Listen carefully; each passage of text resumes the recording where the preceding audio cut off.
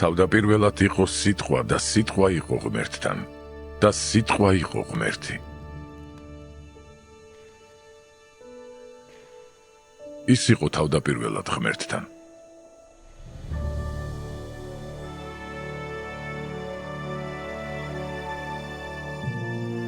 ყოველივე მის მიერ შეიქმნა და მის გარეშე არაფერი შექმნილა, რაც კი შექმნილა.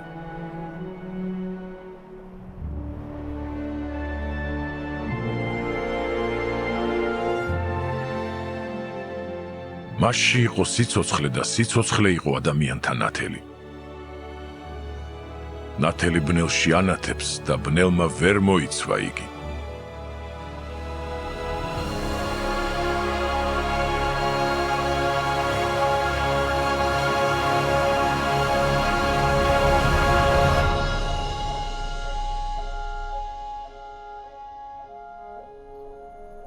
იყო კაცი მოვლინებული ღვთისგან, სახელი მისი იყო იოანე. იგი მოვიდა დასამოწმებლად, რათა დაემოწმებინა ნათლის შესახებ, რათა ყველას ერწმუნა მისი მეშვეობით. იგი არ იყო ნათელი, არამედ რათა დაემოწმებინა ნათლის შესახებ.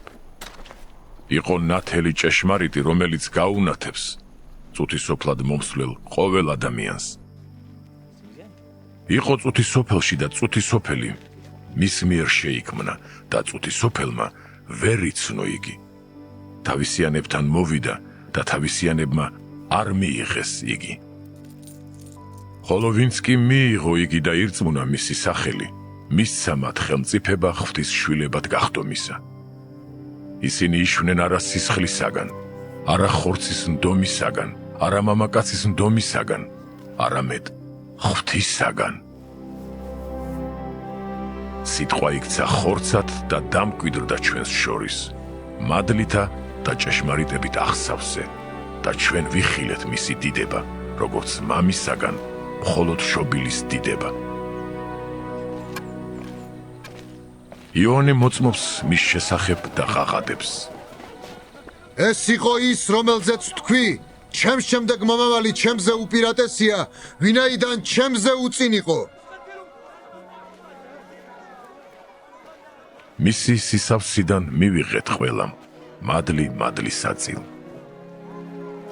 ვინაიდან რჯული მოცემულია მოსეს მიერ, ხოლო მადლი და ჭეშმარიტება იესო ქრისტეს მიერ იქმნა. ღმერთი არასდროს არავის უნახავს, მხოლოდ შობილმა ძემ, მამის წიაღში მყოფმა გააცხადა.